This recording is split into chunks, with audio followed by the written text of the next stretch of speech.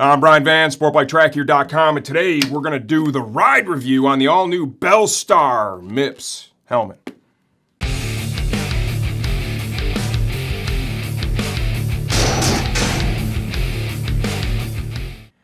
Okay, so Bell came out with a brand new Bellstar MIPS, right? Just before it was launched, they came out, they had the new helmets, they had the samples, they left the stuff here, and I was going to the racetrack, so I said, you know what?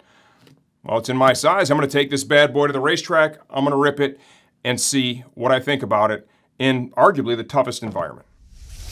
Okay, so the day that I tested this on, right, it was a glorious September day at Grattan Raceway with Sportbike Track Time, my favorite track day provider. Somehow it turned out to be like 95 degrees, right? It was my little buddy Max's birthday, right? He was there on the track too. So it was a great day, and man, it was smoking hot. And to test a helmet, right, because we all know one of the premium features that we all look for in any sport bike helmet is going to be ventilation. No better way to do it than in 95 degrees on the track. Okay, ventilation, we're going to open up there. As expected, and just like the other models, it is great. That MIPS, right, slip plane, that didn't have any negative impact, as far as I could tell, at all on the ventilation. This helmet vents very well. Noise production, that's another big one for sure. This helmet's really quiet. It's slippery. It cuts through the air really easy, right? So reduced noise. The aerodynamics are great. The straightaway at Grattan is solid on the R1. I think on the GPS I was getting, I think it was like 156, right? And that's decent. And I'm not the tiniest dude, so I can't get all the way behind the bubble. Aerodynamics are great. No buffeting, nothing. It was awesome. Comfort. Zero issues, right? The helmet fit me perfect. I'm 58 centimeters on the money. This is a medium. And if you watch my review on this helmet, you're going to see that I really focus on the fact that the padding on this, especially the top pad, right? They're dictating the helmet size and shape based upon that EPS. The padding itself is really thin, but honestly, the comfort was phenomenal. It was great. Didn't notice that MIPS slip plane in there at all. Thankfully, didn't fall off the bike and get to test it either, so comfort was great.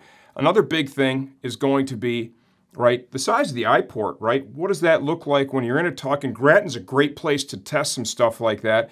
You've got some turns there. If you've been there, everyone's familiar with turn 3. That's that downhill off camber thing, right? Well, you not only have the downhill part, but then you got to come back up that hill, and you're kind of, you know, tucked in, you're right, you're laying on the tank, and you're trying to look up and see turn 4. Look as far ahead as you can.